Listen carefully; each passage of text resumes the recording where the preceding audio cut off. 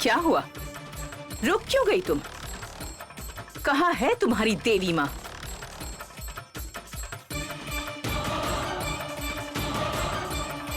ये बताओ, तुम्हारी आरती किसने उतारी? हम सब तो घर पर ही है ना? कौन है जीजा जी? पहले इसे ये बताने को कहो कि इसकी आरती किसने उतारी। बताओ।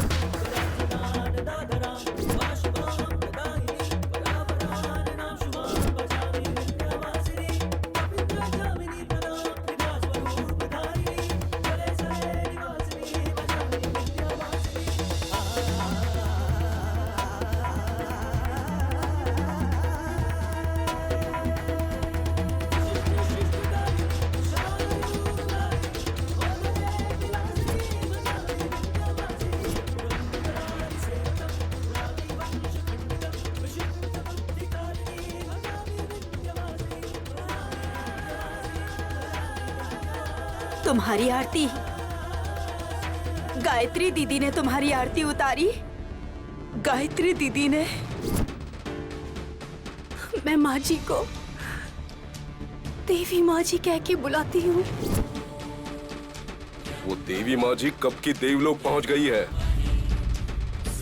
20 साल हो गए हैं। हर साल हम उनकी पुण्यतिथि मनाते हैं।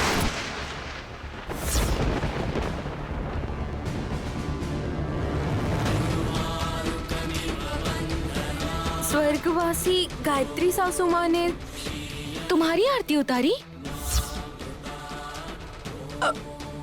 सच में क्या हमारी दीदी ने तुम्हारी आरती उतारी? तुमने देखा उन्हें? हाँ, मैंने उन्हें अपनी आंखों से देखा। लक्ष्मीपुर में भी एक बार इन्होंने मेरी आरती उतारी थी।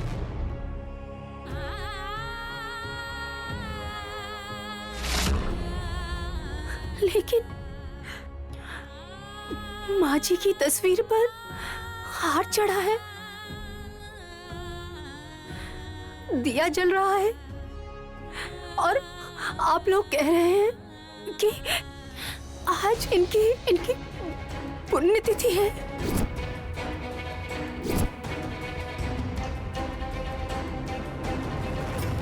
हाँ,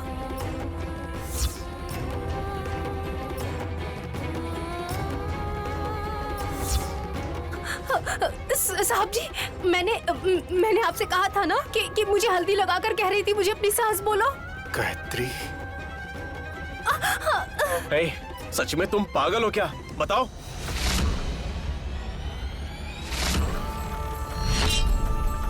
लक्ष्मीपुर में तुम्हें यूं ही पागल नहीं बोला था, और शांतिपुर से तुमको भगाने का कारण भी यही है। तुम ऐसे ही पागलों जैसी बातें करती रहती हो। विशाल, तुम्हें ये सब कैसे पता? इस लड़की को तुम पहले से जानते हो क्या? अरे नहीं,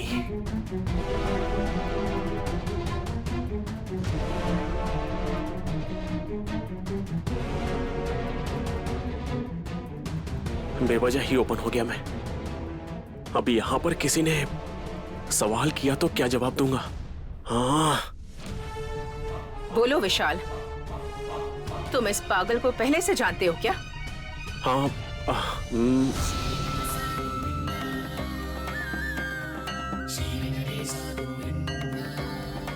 मैं पागल नहीं हूँ, मैं आपकी पत्नी हूँ। बताइए ना विशाल बाबू।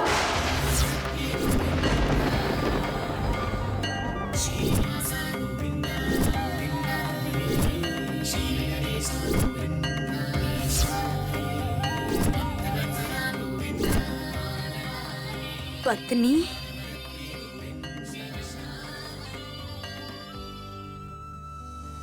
स्वामी जी को बताने में देर हो गई। लेकिन विशाल ने तो किसी को बिना कुछ बताए ही शादी कर ली। कांग्रेट्स विशाल। हे, तुम अपना मुंह बंद रखोगी? वैसे ही हम कंफ्यूजन में मर रहे हैं यहाँ।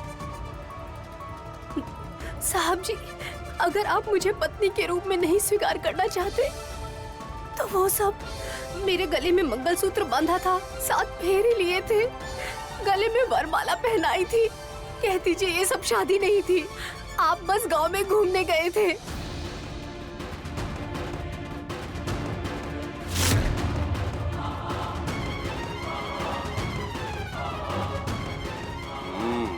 सब कुछ तो तुमने बता दिया, भांजा क्या बताएगा? तुम यहाँ किस लिए आई हो ये बताओ पहले। साहब जी की जान को खतरा ना आए इसलिए उन्हें बचाने के लिए बड़े साहब जी ने मुझे फोन नंबर दिया और घर का पता भी दिया, इसीलिए आई हूँ मैं।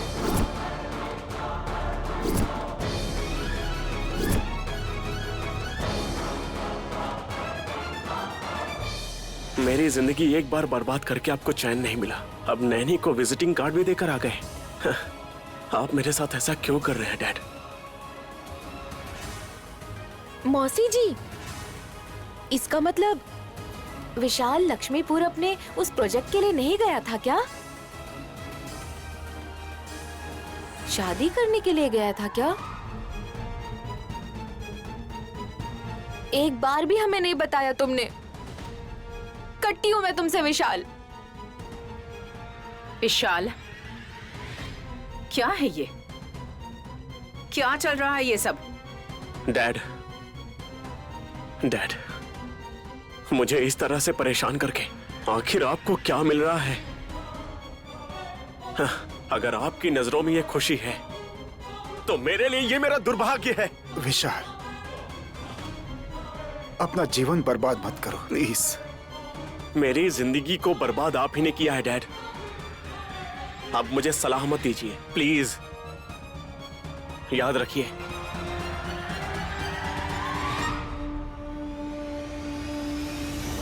मतलब तुम्हारी शादी हो गई? ये तुम्हारी बीवी है? ये सब क्या है ब्रो? साहब जी, गांव में पेड़ की एक शाखा आप पर गिरने वाली थी तो मैंने आपको बचाया था, आपको याद है ना?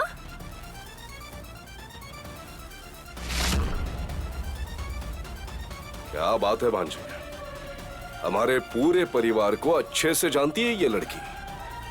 तो पिछले 4 दिन से तुम लोग हमसे अनजान बनने का बहुत ही बढ़िया नाटक कर रहे थे, ये तो कहना ही पड़ेगा दीदी।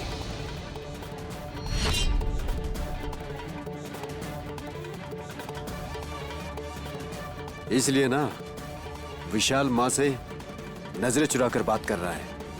एक तरफ वो कहता है कि शादी पसंद नहीं है और ऊपर से वो ऐसा व्यवहार कर रहा है। इससे पहले कि विशाल और जगदीश इस लड़की को इस घर में पनाह दें, मुझे इसे धक्के मारकर बाहर निकालना होगा, नहीं तो पूरी जायदाद इसी के नाम हो जाएगी। आप सब लोग साइलेंट क्यों हो गए हो? अब क्या करना चाहते हो आप? ऐसी नाटकबाज लड़की को धक्का देकर बाहर निकालने के अलावा और क्या करेंगे? परशु, ये सब ड्रामा है, तू चल बाहर। अरे अरे साहब जी, अरे चल, साहब जी, चल, छोड़िए मुझे। चल बाहर। साहब जी, आप तो बताइए। अरे विशाल, साहब जी, निकल तू यहाँ से। छोड़िए मुझे। साहब जी, मेरी बात सुनिए। विशाल, साहब जी, कहाँ ले जा रहे? मुझे छोड़िए। साहब जी, मेरी बात सुनिए। रुक जाइए।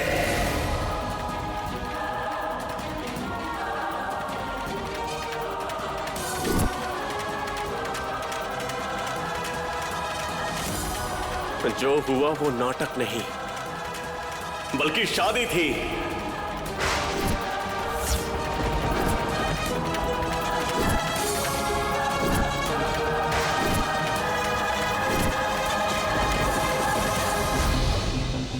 मंगलम भगवान विष्णु मंगलम, भगवान विष्णु मंगलम, गरुड़ध्वजा मंगलम, गरुड़ध्वजा मंगलम, पुंडरीकाक्षं मंगलम,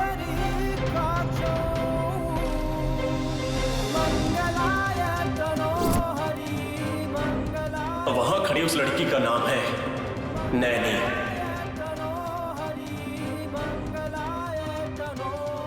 शांतिपुर के शंकर शास्त्री की पोती है। रिजॉर्ट के काम से जब मैं लक्ष्मीपुर गया था तो कार के ब्रेक फेल होने से मेरा एक्सीडेंट हो गया था।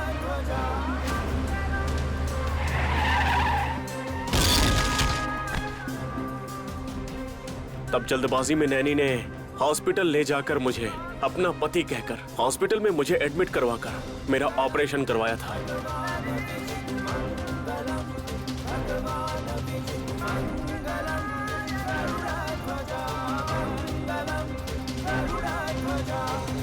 इस तरह का महान दिल आजकल के जमाने में किसके पास होता है? ऐसा बोलकर डैड ने मुझे से शादी करने के लिए कहा। जब मैं राजी नहीं हो रहा था तो डैड ने हार्ट अटैक का नाटक करके मुझे इमोशनल ब्लैकमेल किया।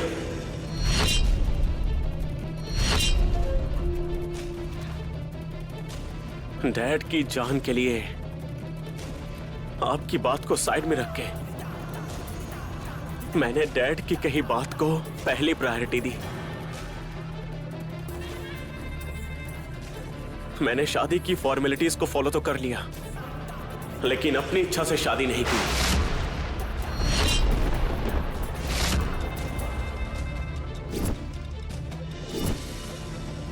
मेरे दिल में इसके लिए कोई जगह नहीं। मैं इसे पत्नी नहीं मानता।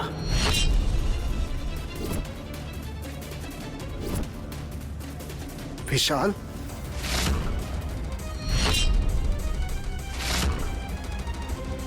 जब मैं शादी से इनकार करके वहां से वापस लौट रहा था तब तक डैड ने इस लड़की के नाम अपनी सारी जायदाद लिख दी।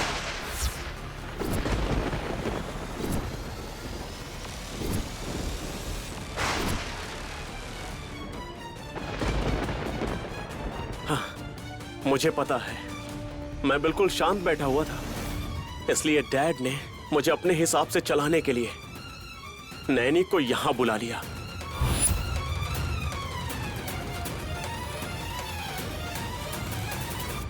हाँ, डैड, अब मैं बोल रहा हूं। मामला यहां तक आया इसलिए बोल रहा हूं। मुझे जायदाद नहीं चाहिए।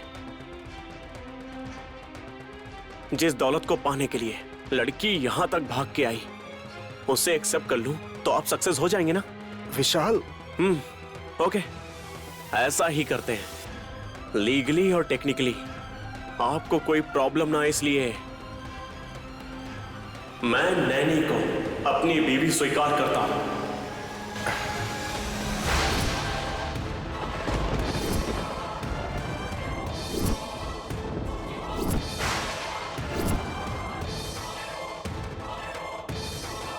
अब आप अपनी सारी जायदाद उसे दे सकते हैं। मुझे कुछ नहीं चाहिए। मुझे कुछ भी नहीं चाहिए। कुछ भी नहीं चाहिए।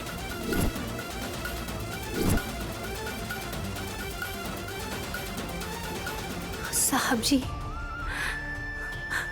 आप मुझे गलत समझ रहे हैं।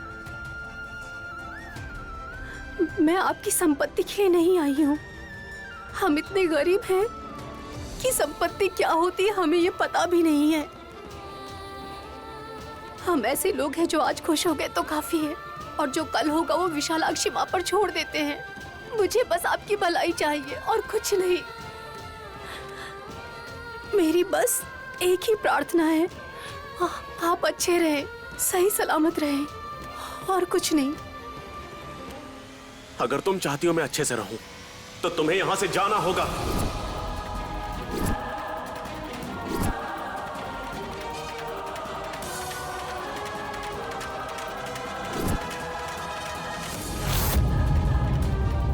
डैड तुम्हें जायदाद दे देंगे, उसे लेकर चली जाना।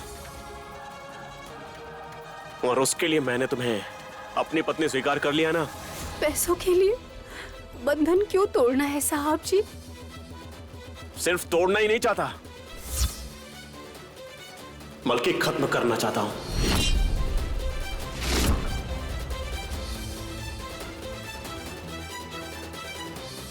नहीं, नहीं विशाल, इस लड़की को अपनी पत्नी स्वीकार मत करो। वो शादी नहीं थी, वो मेरी पत्नी नहीं है ऐसा कहकर उसी दिन तुम वापस आ गए थे ना। तो अब उसी बात पर टिके रहोगे तो अच्छा होगा। तिलोत्तमा, ऐसे कैसे हो सकता है सासू माँ? नैनी के गले में विशाल का बांधा हुआ मंगलसूत्र है ना?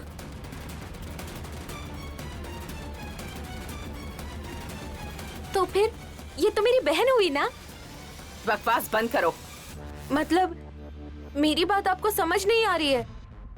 ससुर जी के आपको मंगलसूत्र ना बांधने पर भी इस घर की बहू बन सकती है, तो वो क्यों यहाँ नहीं रह सकती? ए हासिनी, पागलों जैसी बातें मत करो। हासिनी मासूम है, इसीलिए सच बता दिया वल्लभ। अहिल्या और हासिनी के इतना कहने पर भी आप इस तरह चुपचाप खड़े हैं। मेरा कितना अपमान कर रहे हैं ये लोग। मेरा अपना बेटा ही मुझे दुश्मन समझ रहा है। मुझे इस बात का बहुत दुख है तिलोत्तमा। मैं तुम्हारे बारे में क्या कह सकता हूँ? हाँ तो देर किस बात की है? नैनी को इस घर की बहू मानकर सब कुछ दे दीजिए। मैं नहीं दूंगी।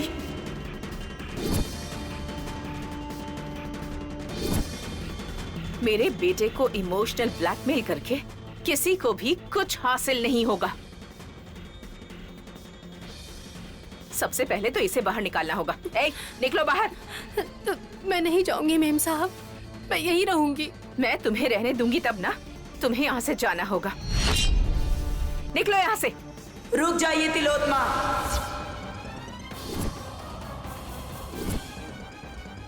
आपको इतनी तकलीफ क्यों हो रही है?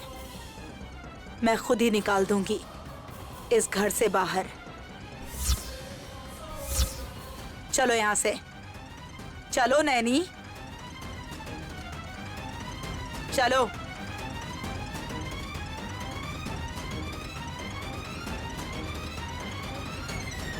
अहिल्या, क्या करने जा रही हो तुम? तुम ऐसा करोगी सोचा भी नहीं था। रुक जाओ। जी हाँ जीजा जी, घर में आई हुई नई बहू को ऐसे ही घर में कदम कैसे रखने दूं बताइए?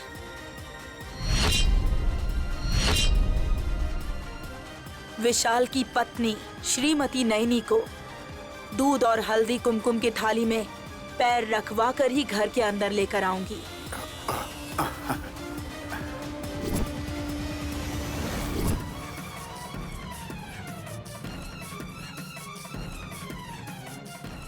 रस्म तो निभाना ही होगा ना? सुपर मेरी मौसी जी। मैं सीटी मारना चाहती हूँ, लेकिन मुझे सीटी बजानी नहीं आती। कम से कम ताली हो जाए। जब मैं इसे पत्नी नहीं मान रहा हूँ, तो आप इसे अंदर क्यों आने दे रही हैं? अब ये तुम्हारी पत्नी है इसलिए। ये मेरी पत्नी नहीं है।